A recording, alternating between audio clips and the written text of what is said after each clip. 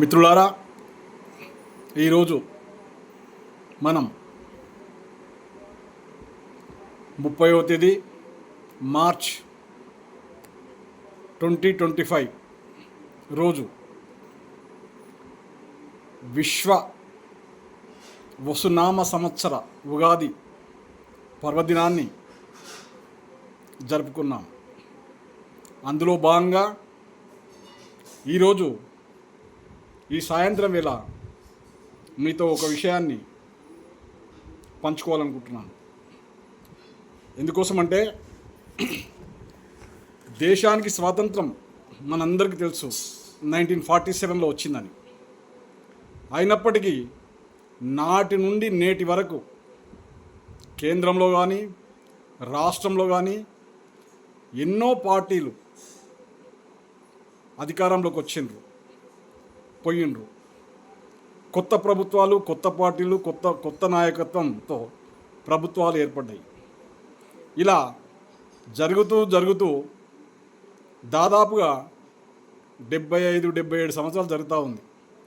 అయినప్పటికీ ప్రభుత్వంలోకి వచ్చిన ప్రతి నాయకుడు, అంటే ఇటు ముఖ్యమంత్రి కావచ్చు, అటు ప్రధానమంత్రి కావచ్చు, ఒల్లవేసే మాట ఏంటంటే గత ప్రభుత్వాలు ఏమి చేయలేదు, మేము మాత్రమే ప్రజల కోసం మెరుగైన సేవలు అందిస్తున్నాం అంటూ ముఖ్యంగా ఎస్సీల కోసం, ఎస్టీల కోసం, బీసీల కోసం, మహిళల కోసం మేము 100కి 100 పాళ్ళు ఆ డౌన్ ట్రేడన్ ప్రజల కోసం, ఆర్థికాభివృద్ధికి దిగువనున్నటువంటి ప్రజల కోసం నిరంతరం కృషి చేస్తూ వాళ్ళను మేము మాత్రమే అందలం ఎక్కించగలుగుతున్నాం అని చెప్తా ఉన్నారు. అయినప్పటికీ మిత్రులారా, 77 ఏళ్ల స్వతంత్ర భారతదేశంలో నేటికి అటు ప్రధానమంత్రి కావచ్చు, ఇటు ముఖ్యమంత్రులు కావచ్చు, వివిధ రాష్ట్రాల ముఖ్యమంత్రులు కావచ్చు, ప్రభుత్వ లెక్కలు ఏం చెప్తా ఉన్నాయంటే వాళ్ళు ఇచ్చే పథకాలలో 80% నుంచి 85% ప్రజలు నేటికి దారిద్ర్య రేఖకు దిగువనుండడం వలన మేము 85% నుంచి 90% ప్రజలకు వివిధ పథకాలను అందిస్తున్నామని చెప్తా ఉన్నారు. నేనేమంటున్నా ఇప్పుడంటే, యాజ్ చిలకమర్తి నరసింహ రాష్ట్ర ఎస్సీ ఎస్టీ కమిషన్ మాజీ సభ్యుడిగా 77 ఏళ్ల స్వతంత్ర భారతదేశంలో ఇన్ని ప్రభుత్వాలు మారినా, ఇన్ని పార్టీలు మారినా ఇంకా 85-90% ప్రజలు దారిద్ర్య రేఖకు దిగువనుకున్నారు. దీనికి నాటి నుంచి నేటి వరకు ఉన్నటువంటి పాలకులు నిజాయితీతోటి పనిచేయలేదా? ప్రభుత్వ పథకాలు ఈ ఎస్సీలకు, ఎస్టీలకు, బీసీలకు, మహిళలకు అందించలేదా? లేక ఈ ఎస్సీ, ఎస్టీ, బీసీ ప్రజలు కానివ్వండి, మహిళలు కానివ్వండి అందుకోలేదా అనేది గమనిస్తే నాటి నుండి నేటి వరకు భారతదేశంలోని ముఖ్యంగా తెలుగు రాష్ట్రాల్లోని యువతీ యువకులు గమనించాల్సినటువంటి అవసరం ఏంటంటే ఇదంతా ఒక బోగస్. ఎందుకోసమంటే పాలకులు ఎప్పుడైనా అగ్రవర్ణాల చేతిలోని ఆధిపత్యంలో ఉన్నటువంటి పార్టీలు వారి యొక్క ఆలోచన విధానానికి అనుగుణంగా వారి యొక్క నిర్ణయాలన్నీ కూడా ఆ 85% ఎస్సీ ఎస్టీ బీసీ ఇలు కానివ్వండి, మరియు మహిళల కోసం కానివ్వండి, అభివృద్ధి పథకాలు ఎన్నో చేస్తున్నామని చెప్తూనే వారి వర్గాల కోసం, అంటే 15% ప్రజలకు మేలు కోసమే చేయడం వలన ఈ 77 ఏళ్ల స్వతంత్ర భారతదేశంలో ఆ 10-15% ప్రజలు మాత్రమే రాజ్యాధికారంలోకి వచ్చిండ్రు. వాళ్ళ కుటుంబ సభ్యులే వివిధ పార్టీల్లో కానివ్వండి, వివిధ ప్రభుత్వాలు కానీ ఈ 77 సంవత్సరాలు అధికారంలో ఉంటున్నారు. కానీ దయచేసి చేతులు జోడించి యువతను, ముఖ్యంగా ఎస్సీ ఎస్టీ బీసీ వర్గాల ప్రజలను మరియు మహిళలను వేడుకోవడం ఏంటంటే ఇకనైనా మనం కళ్ళు తెరుద్దాం. ఎందుకోసం ఈ 77 ఏళ్ల నుంచి ఇంకా మనం 90% ప్రజలు దారిద్ర్య రేఖకు దిగువని ఎందుకున్నారని. ఇది నేను చెప్పే మాట కాదు, ప్రభుత్వ లెక్కలు చెప్తున్నాయి.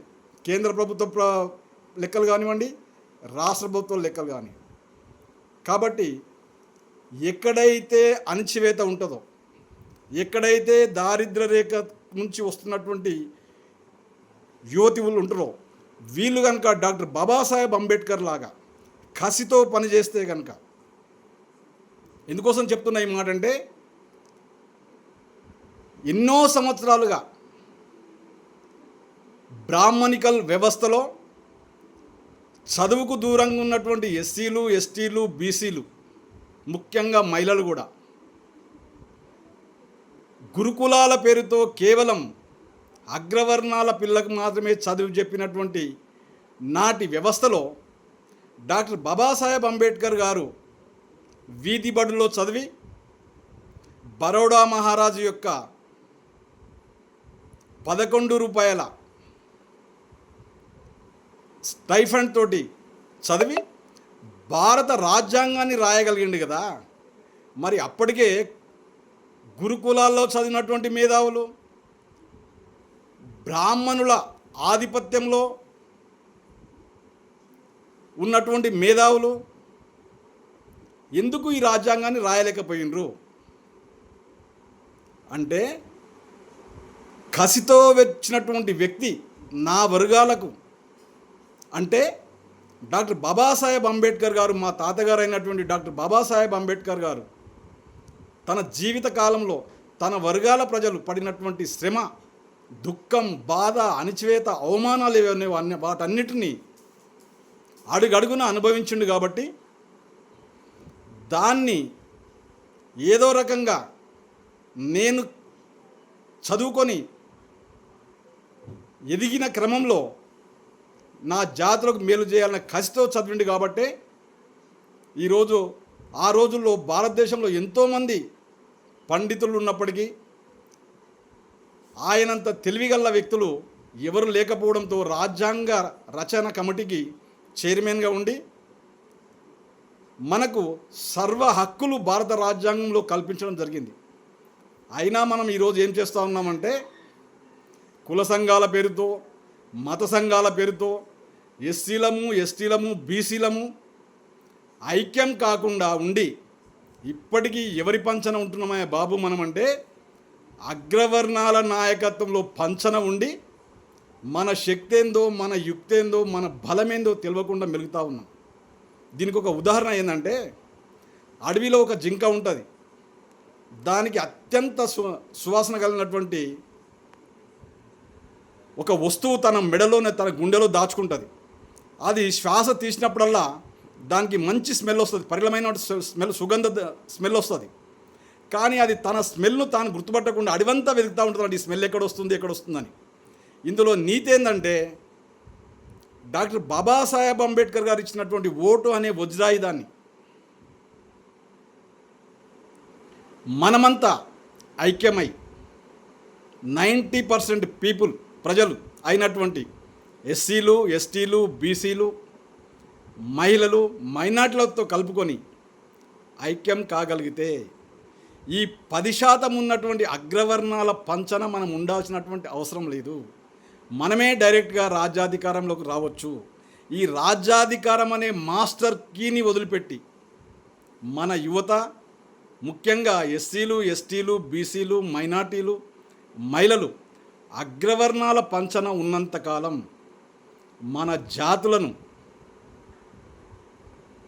ఇంకా ఎదిగించుకోవటమనడం భ్రమ. కాబట్టి దయచేసి చేతులు జోడించి మిమ్మల్ని వేడుకోవడం ఏంటంటే, ఇకనైనా డాక్టర్ బాబాసాహెబ్ అంబేద్కర్ జిందాబాద్, డాక్టర్ బాబాసాహెబ్ అంబేద్కర్ జై భీమ్, జై భీమ్ అనేది మాని డాక్టర్ బాబాసాహెబ్ అంబేద్కర్ గారి యొక్క ఆలోచన విధానానికి అనుగుణంగా మనమంతా నడవగలిగితే, మనమందరం ఒక్కొక్క డాక్టర్ బాబాసాహెబ్ అంబేద్కర్ గారు కాగలిగితే భారతదేశం యొక్క చరిత్రను, గతిని మార్చి మనమే రాజ్యాధికారంలోకి రాగలుగుతామని తెలుసుకుని, మనమంతా ఎస్సీలము, ఎస్టీలము, బీసీలము, మైనార్టీలతో కలుపుకొని ఐక్యంగా చైతన్యం కావాల్సినటువంటి అవసరం ఉందని కోరుతూ, మీ చిలకమర్రి నరసింహ, తెలంగాణ రాష్ట్ర ఎస్సీ ఎస్టీ కమిషన్ మాజీ సభ్యులు, Phule Ambedkar mission national coordinator, 9848471446.